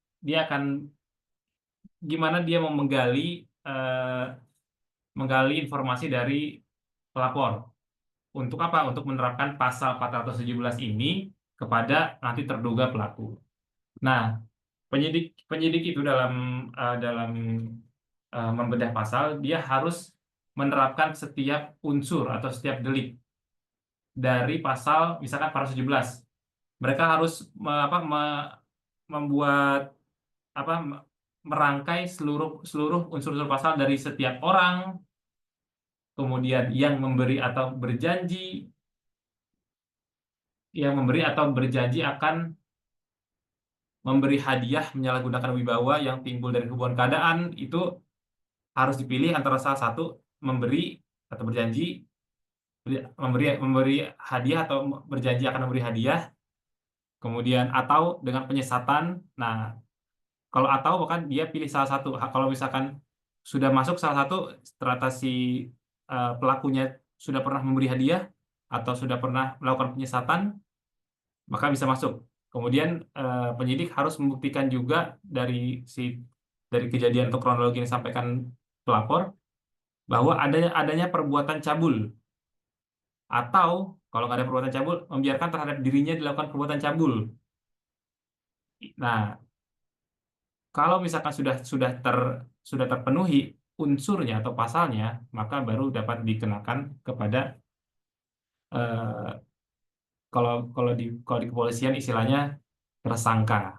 Jadi ada dua, ada tiga. Ada terduga pelaku itu dalam proses penyelidikan atau sebelum adanya tindak pidana. Ketika sudah ada tindak pidana, naik ke proses penyidikan, itu jadi tersangka. Ketika sudah masuk ke dalam proses persidangan, nanti disebut dengan terdakwa. Kemudian ketika sudah divonis oleh majelis hakim dia bersalah, maka terakhir adalah terpidana. Nah, jadi seperti itu, si penyidik harus betul-betul dari cerita kita sebagai pelapor, kemudian nanti penyidiknya akan mencari buktinya. Kita ada bawa bukti sesuai nggak nih? Misalkan kita bawa bukti screenshot segala macam, ada nggak pemberian hadiahnya, ada bukti transfernya nggak, atau ada bukti dikasih eh, item-item online nggak, item-item game nggak, atau voucher, diamond segala macam. Kemudian dari pemberian itu ada nggak perbuatan cabulnya, atau ada nggak si apa anak atau saudari kita melakukan perbuatan pada dirinya nih. Nah, untuk misalnya kayak contohnya ya, masturbasi misalkan, masturbasi sendiri tapi divideoin kemudian dikirim ke pelaku pencabulan. Nah, ada nggak itu videonya? Nah, kalau misalkan ada, dan itu bisa kena Undang-Undang ITE juga, di apa, di Undang-Undang ITE itu dipidana dengan pidana penjara paling lama 9 bulan. Itu bisa bisa dilaporkan. Seperti itu cara penyidik menerapkan suatu pasal. Oke. Oke, ini tadi juga sudah sempat keulas sedikit. Jadi, untuk proses penyidikan oleh kepolisian, setelah laporan diterima, polisi akan melakukan beberapa tahapan. Nah, yang awalnya adalah pemeriksaan. Sebenarnya sebelum sampai ke penyidikan nih, maaf saya kurang lengkap. Harusnya ada pemeriksaan awal tuh namanya penyelidikan sebelum naik ke sidik. Ketika sudah ada tindak pidananya baru naik ke penyidikan. Penyidikan ini apa sih? Dasarnya minimal adanya 2 alat bukti penyidikan. Nanti ketika sudah ada 2 alat bukti ini dan ternyata terbukti siapa nih yang melakukan tindak pidananya, maka bisa ditetapkan tersangka kemudian bisa ditahan. Nah, bagi anak-anak kita, kalau misalkan apa, naudzubillah min dzalik, masuk ke proses kepolisian maupun nanti masuk ke proses kejaksaan kemudian ke persidangan, sebagai korban ya kita minta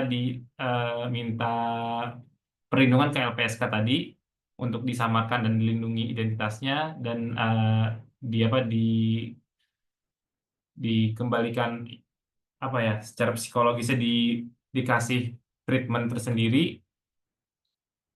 Maka nanti di proses hukumnya juga akan berbeda. Kita bisa minta ke penyidik, kepada kepolisian, kepada apa, majelis hakim untuk tidak menggunakan atribut-atribut yang membuat anak-anak kita tidak nyaman. Apalagi kalau misalkan jangankan korban ya, kalau misalnya selaku korban kita pasti sangat-sangat bisa request untuk apa, eh, secara pemeriksaan tuh nyaman gitu, dibuat di ruangan yang tidak seperti ruang penyidikan pada umumnya.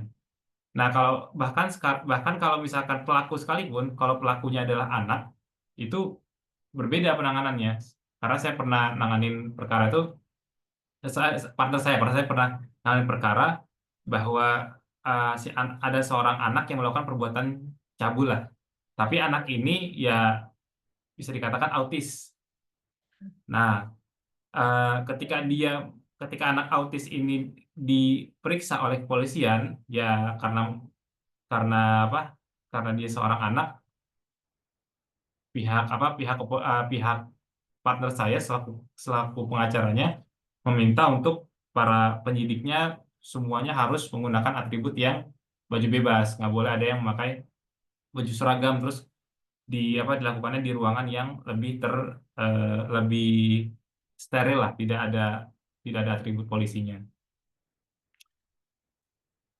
Next, ini bisa minta pendampingan hukum dan psikologis untuk korban. Kalau misalkan pendampingan hukum bisa cari lembaga bantuan hukum untuk yang gratis, atau misalkan cari kenalan advokat yang bisa memberikan pendampingan baik dari sisi apa, untuk pelaporan ataupun dalam pemantauan perkara. Kalau dari segi pelapor, misalkan ada menjadi korban, sebenarnya advokat itu kewenangannya terbatas, karena ketika sudah masuk ke laporan, sebenarnya kewenangannya ada di kepolisian. Cuma biasanya pihak keluarga gak mau banyak bersentuhan dengan pihak kepolisian maupun pihak pelaku. Jadi pada umumnya para korban pun tetap biasa menggunakan jasa advokat atau kuasa hukum dalam rangka sebagai jembatan. Nah, di sini bisa ada LPSK untuk memberikan perlindungan saksi. Dan korban jika ada ancaman, ada KPAI, bisa mendampingi korban dalam proses hukum, bisa juga minta pendampingan psikologis. Nah, mungkin bisa banyak apa? Bisa banyak ceritanya nanti sama Kak Tias. Bisa mengajukan rehabilitasi psikososial ke dinas sosial atau P2 TP2A.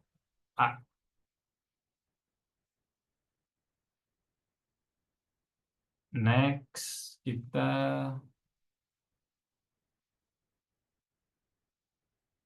agak sebentar. Agak error kayaknya sebentar.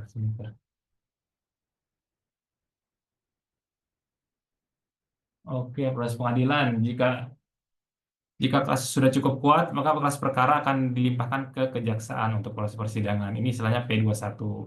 Nanti di sana jaksa akan menuntut pelaku berdasarkan bukti yang telah dikumpulkan. Kemudian sidang pengadilan akan mendengarkan saksi, korban, dan tersangka sebelum menjatuhkan vonis.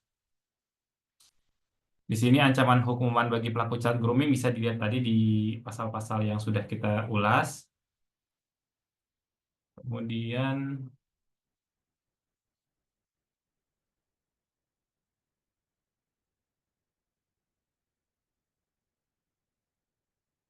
lalu kok begini sih?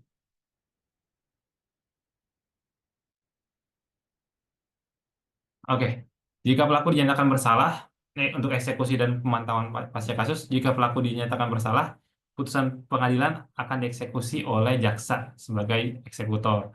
Jika korban masih mengalami trauma, orang tua bisa terus mendampingi dan memastikan anak mendapat pemulihan psikologis yang memadai. Orang tua juga bisa bekerja sama dengan LPSK, P2, TP2A, atau psikolog untuk pemantauan anak pasca kasus. Nah, kesimpulannya, langkah hukum untuk menangani child grooming yang pertama ini ada 6 ya. Kita flashback. Kumpulkan bukti sebelum melapor. Laporkan yang kedua, laporkan ke unit PPA di Polres atau Polda terdekat atau melalui hotline perlindungan anak. Yang ketiga, polisi akan melakukan penyelidikan, pengumpulan alat bukti, kemudian nanti naik ke penyidikan dan menetapkan tersangka. Yang keempat, korban bisa mendapatkan pendampingan hukum dan psikologis. Yang kelima, kasus akan masuk ke pengadilan untuk proses peradilan jika semua sudah lengkap. Dan terakhir, kalau pelaku divonis bersalah, maka akan dieksekusi sesuai dengan hukum yang berlaku. Nah, pesan penting, jangan ragu untuk melaporkan jika ada indikasi child grooming. Pelaku bisa dikenakan hukuman berat dan korban berhak mendapatkan perlindungan serta pemulihan. Tapi jangan lupa harus dipersiapkan dengan baik. Tadi yang sudah disampaikan, ada buktinya, ada saksinya, dan lain-lain. Oke, mungkin itu aja. Semoga mungkin pesan penting saya bukan pesan ya, lebih ke doa ya. Semoga kita semua dilindungi oleh Allah Ta'ala dari segala musibah dan malapetaka. Dan utamanya dari khususnya terkait dengan child grooming ini. Oke, terima kasih. Mungkin Ya, terima kasih Kak Umar. dulu Masya Allah ya. hari ini. Banyak sekali informasi yang mungkin tadinya kita tidak tahu, kita jadi tahu. Dan saya juga tergelitik ingin bertanya sama Kak Umar, tapi sebelum saya tanya mungkin saya akan bacakan pertanyaan dulu ya Kak Umar di kolom chat. Boleh, Atau boleh. ada di sini yang mau bertanya secara langsung, boleh ya, angkat langsung aja. Open mic, apakah ada? Oke, saya baca dari kolom chat dulu ya. Dari Bunda Rahmi. Terima kasih Mbak Tiasti dan Kak Umar untuk malam ini, bermanfaat banget ilmunya. Untuk Mbak Tiasti, apa saja fitur keamanan yang tersedia di platform digital untuk melindungi anak kita? Dan bagaimana cara mengatur pengaturan privasi di platform digital untuk mencegah child grooming digital? Lalu untuk Kak Umar, Mas Umar, apa saja peran lembaga hukum untuk meningkatkan kesadaran masyarakat dalam pencegahan child grooming?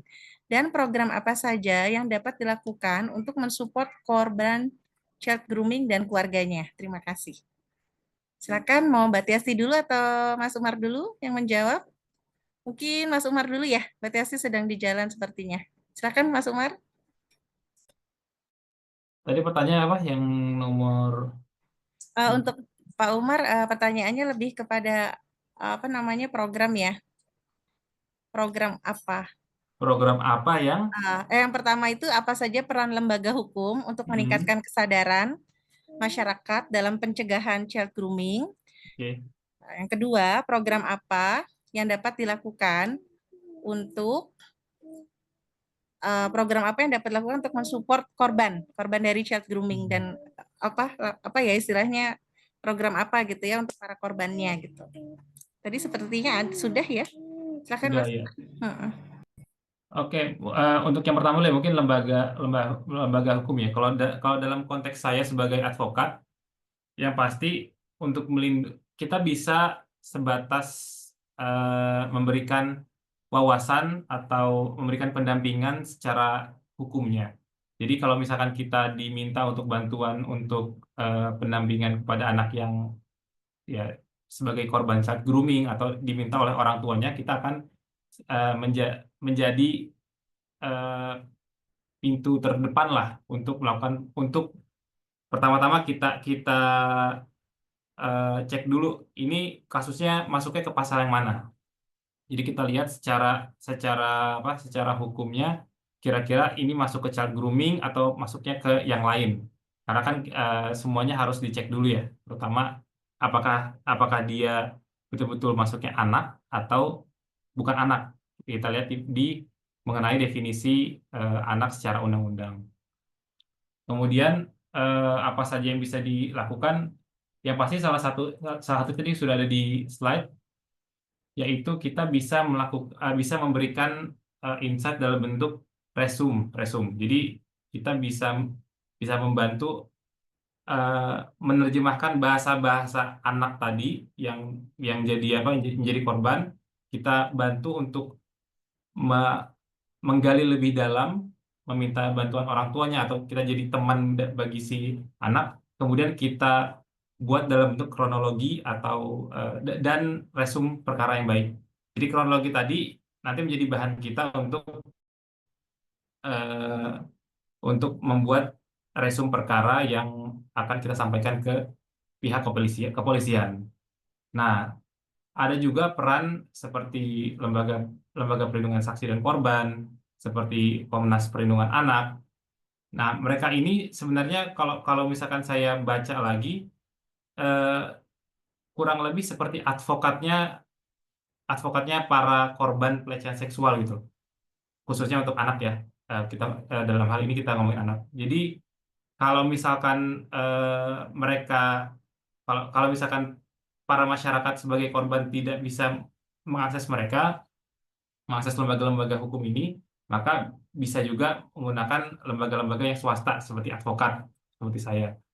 Nah, jadi ketika kita melakukan pengaduan pun nanti ke lembaga atau Kementerian PPA misalkan, atau ke KPAI, nanti mereka akan membantu untuk membuat tadi ini kasus apa, korbannya siapa, pelakunya siapa, terduga pelakunya siapa, kronologi seperti apa. Nanti mereka akan buat ramuannya, kemudian membuat suatu dokumen yang bisa dengan mudah disampaikan ke penyidik, ke kepolisian.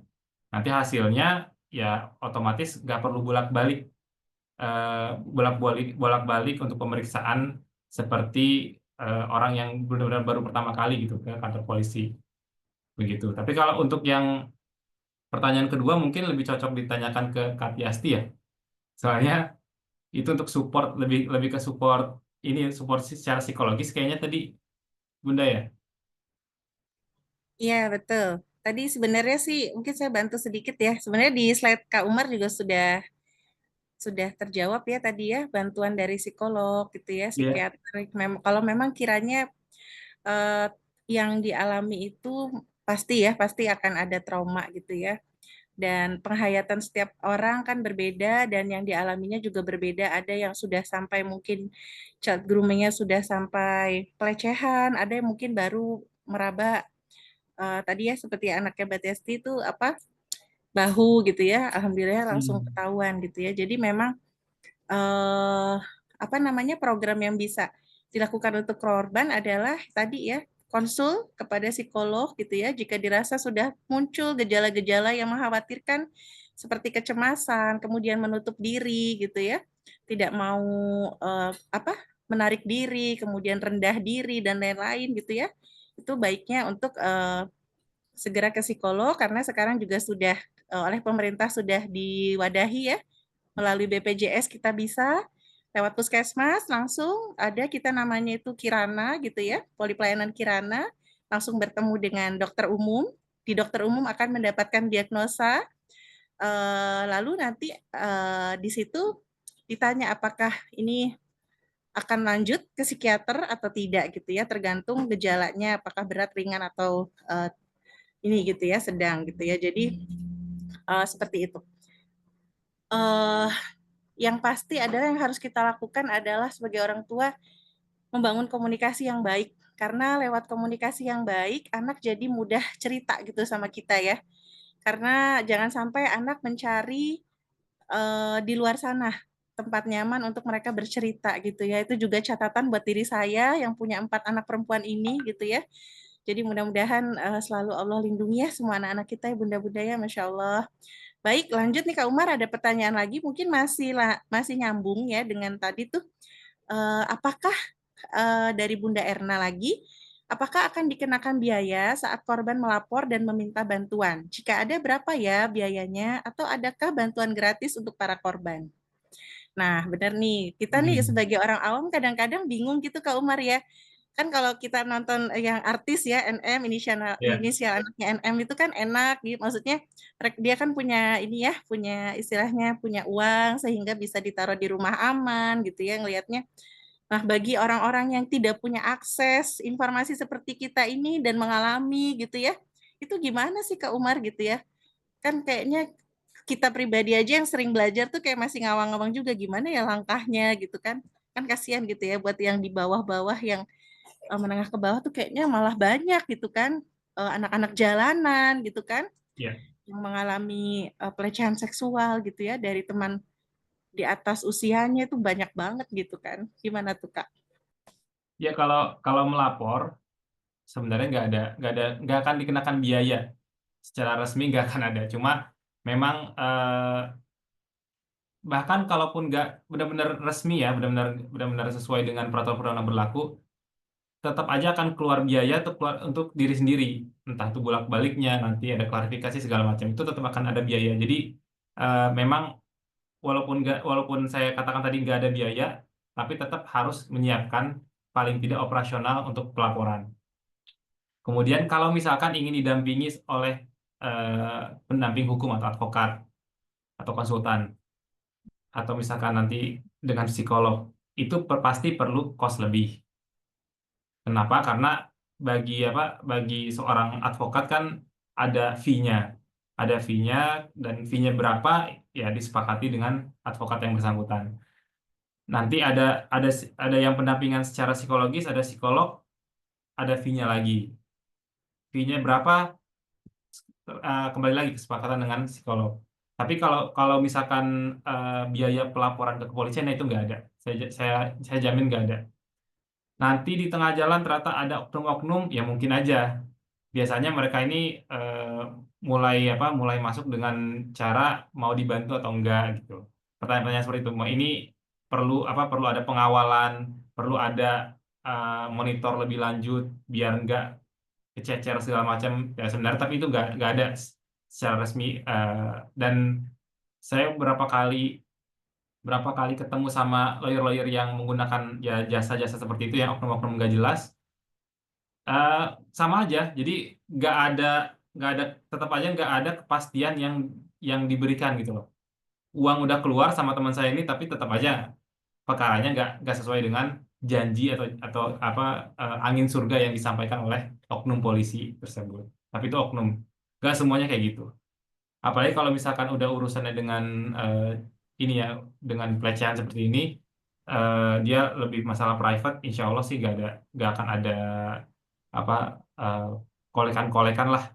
Tapi ya mungkin kitanya harus rada-rada vokal untuk terus konfirmasi, terus nanya-nanya ini gimana statusnya, next apa lagi. Nah, itu biasanya dilimpahkan ke advokat atau pendamping hukum yang ditunjuk, kuasa hukum.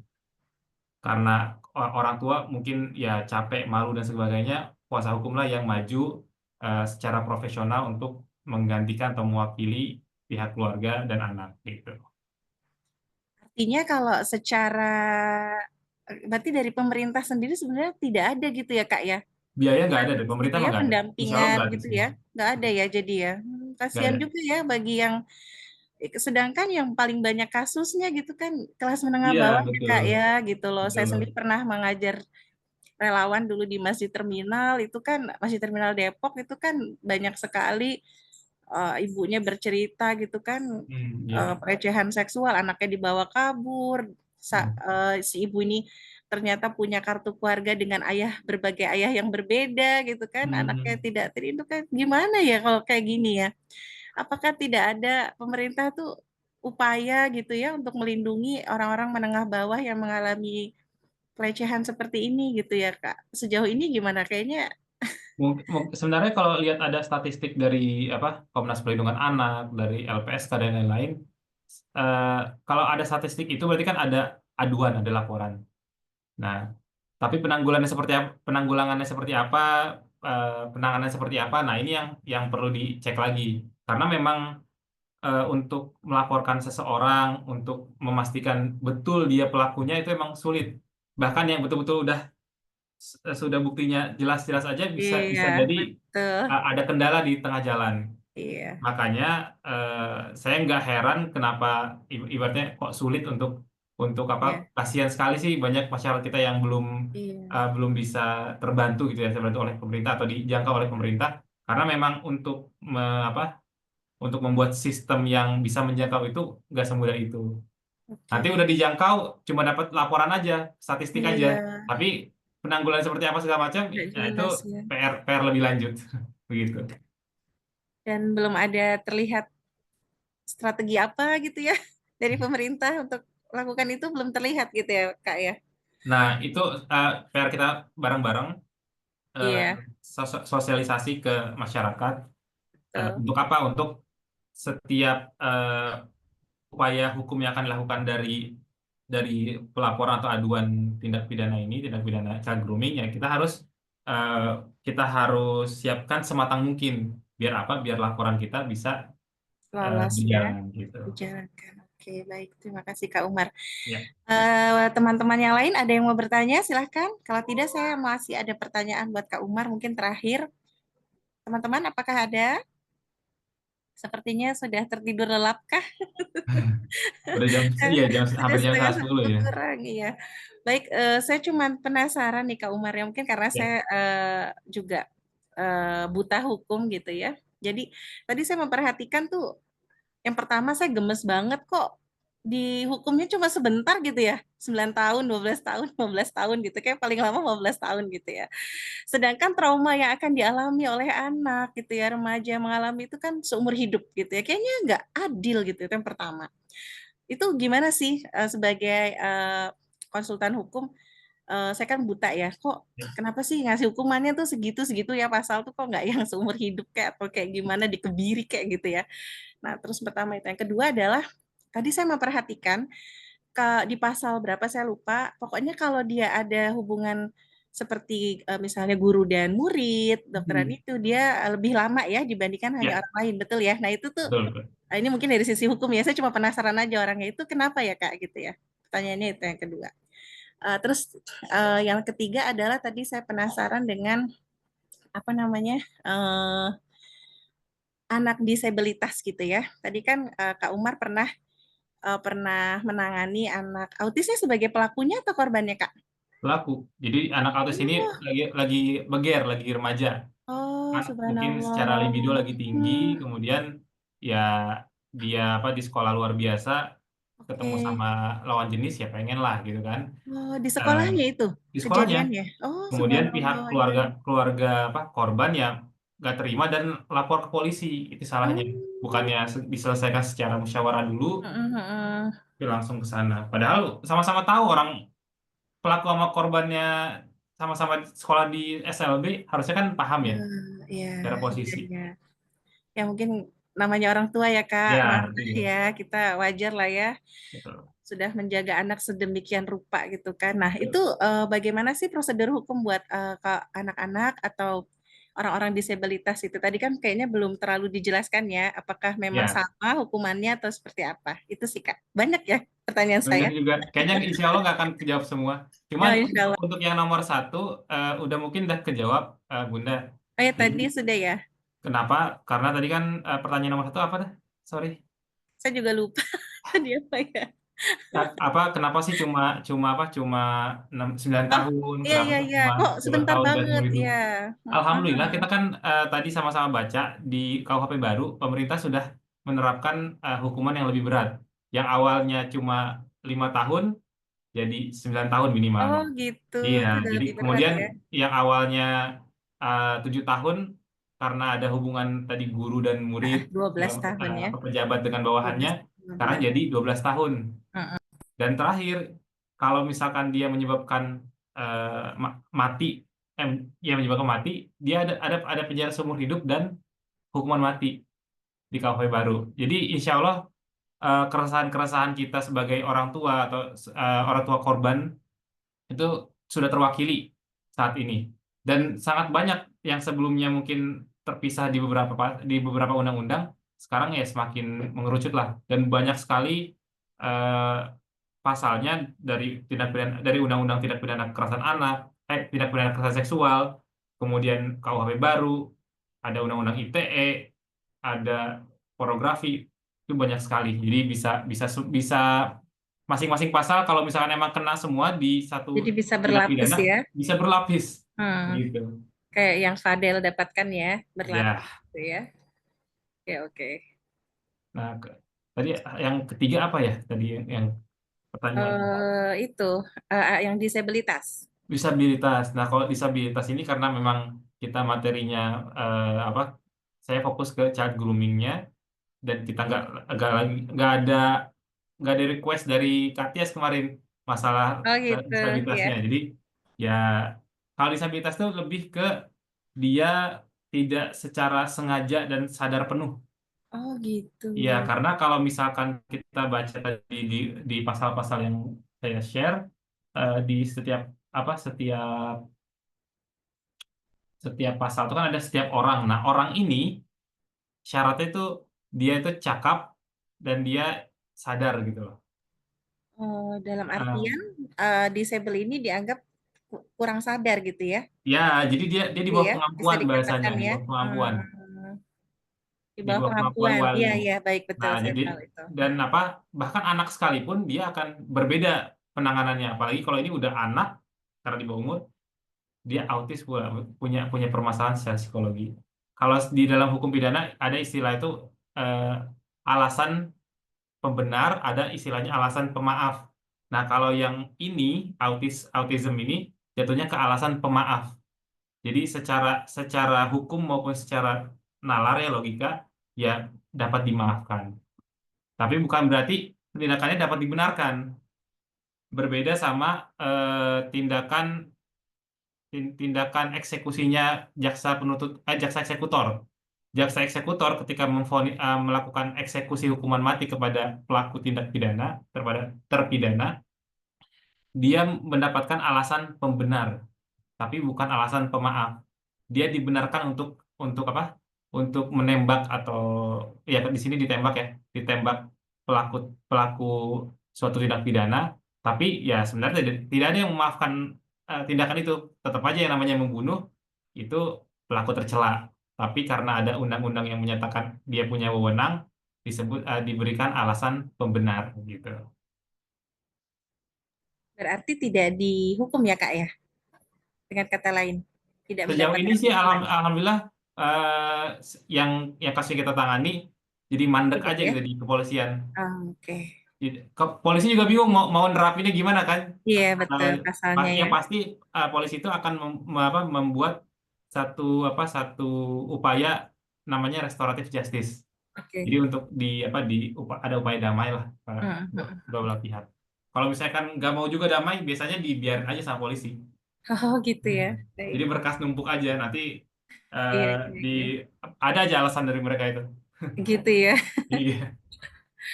Oke, terima kasih banyak Kak Umar. Masya Allah, tabarakallah. Banyak sekali ya ilmu yang kita dapatkan malam hari ini. Benda-benda semua. Apakah masih bangun ini apa tuh sudah tidur semua ini? Baik Kak Umar, terima kasih atas waktunya, sudah sharing ilmu. Semoga Sama-sama. berkah ilmu yang disampaikan kepada kita semua dan teman-teman semuanya. Sebelum kita mengakhiri, Tadi kita pertanyaan sama-sama. Kak Tias kayaknya belum dijawab. Kak Tiasnya sudah jawab lewat chat tadi sudah, karena Oh, sudah. Qadarullah lagi di jalan dan Oh, HP-nya, siap-siap. iya HP-nya lowbat sepertinya gitu. Oh, Baik, eh, kita buka kamera dulu ya teman-teman sebagai dokumentasi malam hari ini. Kita masih ada satu webinar lagi terakhir sebelum bulan puasa di tanggal 27 Februari. Seriesnya terkait mental health ya. Kita judul ambil tema bangkit dari depresi. Kita akan dengarkan sharing dari penyintas ya, dari eh, Kak Gandes dari lulusan dari University of Twente Belanda. Beliau akan sharing kepada kita. Baik, jangan lupa juga untuk hadir. Yuk dibuka dulu kameranya, kita foto bersama bagi yang memungkinkan. Yang tidak, tidak apa-apa. Oke, 1, 2, 3.